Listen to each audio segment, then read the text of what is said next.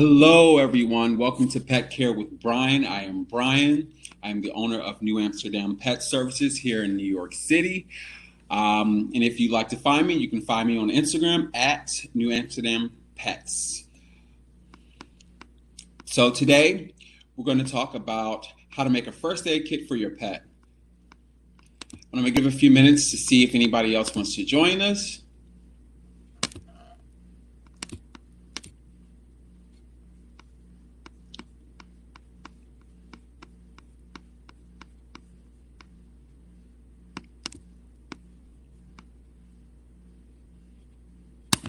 Okay, so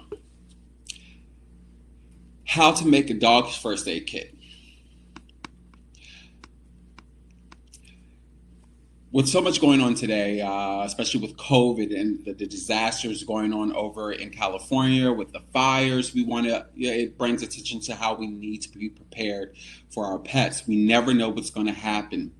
So we want to go ahead and prepare just in case anything happens medically with our pets, and to have anything on hand if we can't get to a veterinarian, if we're out hiking, or anything like that where something might happen. We need to take care of our pets to the best of our ability. We can prepare for that by making a first aid kit.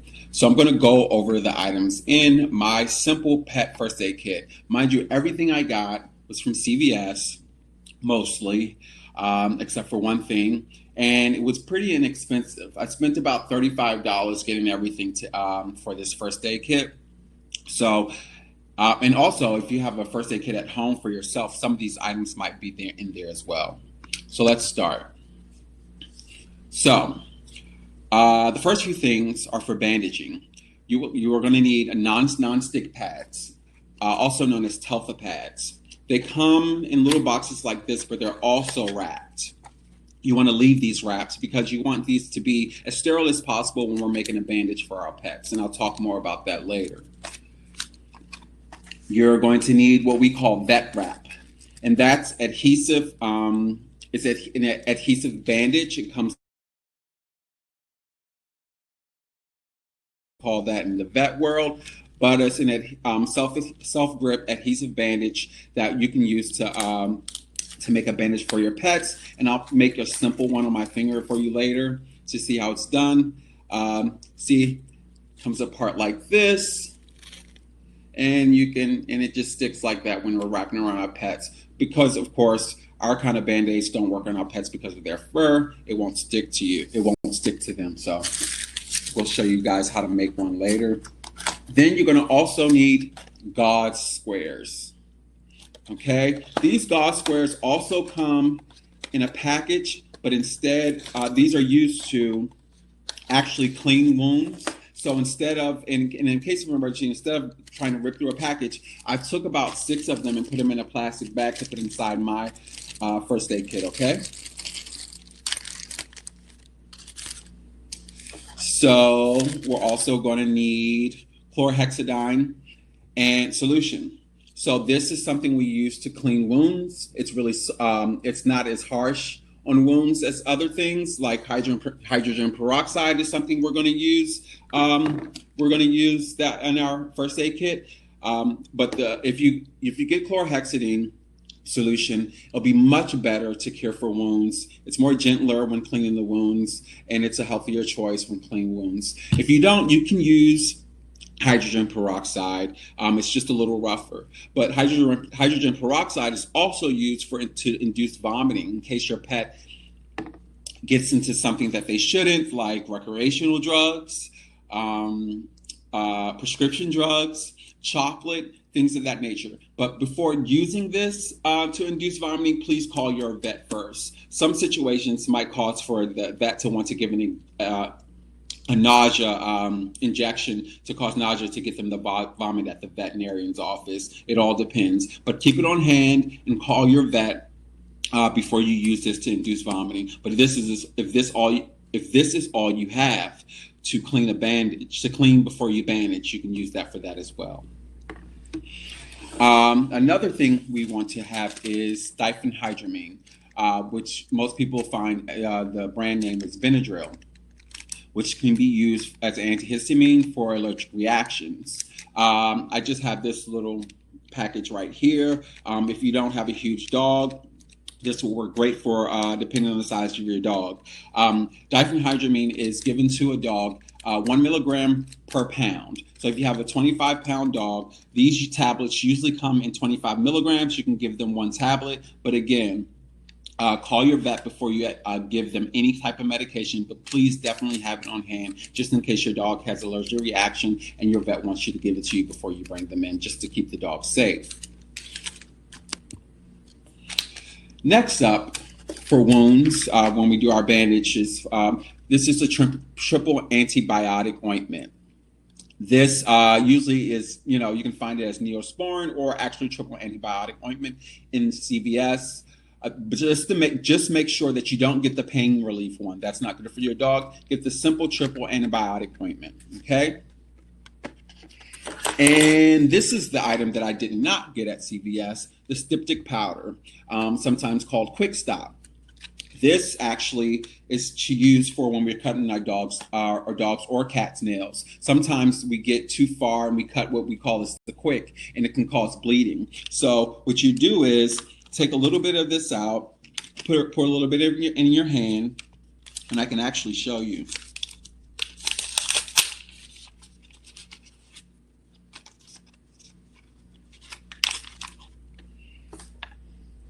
Sometimes we can use the Q-tips, but you don't always have it. You can wet that and dip it in here and put it at the end of the dog's nail to actually stop it from bleeding. But if not, it doesn't hurt to take a little bit, pour it in your hand, and take the dog's nail and dip it in to stop the bleeding.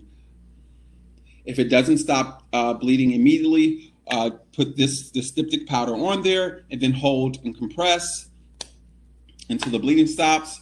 And you can add a little bit more styptic powder. Never wipe the dog's nail because it may continue to bleed that way. We want the bleeding to stop. And like I said before last week, you can use flour, cornstarch, or baking soda if you do not have styptic powder, but this is the best. Also, we would like to have tweezers on hand. Tweezers are great because I've noticed a lot of dogs, especially when people that go hiking, their dog steps on different things, may get a splinter, may step on a piece of glass, and you want to pull it out from their pad, and you see your dog limping and find something in there. You want to pull the foreign object out from their pad. And also, this is the best thing to use when removing ticks from your dogs, especially the dogs that go out hiking in the woods. You want to remove ticks as soon as possible to help prevent Lyme disease. And so another thing for our bandages, sometimes we have to remove bandaging or we have to prepare a bandage for our dogs. And the best thing to use are blunt scissors. Sometimes we call them bandage scissors inside the veterinary hospital. It's because the bottom of them, when you go in to remove the bandage, it won't cut the dog. So these are the best ones to help with bandaging and removing bandages from your pet. And last but not least, as far as the items, you need to have a pair of disposable rubber gloves.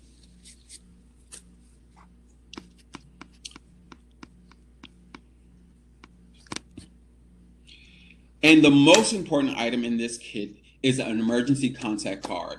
On this card, you need to have your pet's name, your name and phone number, and someone else's that may be a second guardian or a friend or a family member that knows your pet, have their name and number in case of an emergency and something happens to you and your pet.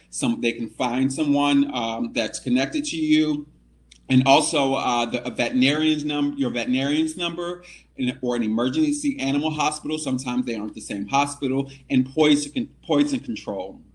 When I've worked in the animal hospitals, we've called poison control plenty of times when dogs got into different things, and they can help immediately help you realize what you need to do in an emergency when your animal gets to something they shouldn't or digest something they shouldn't. Okay. And last but not least, have on their animal control number. Okay.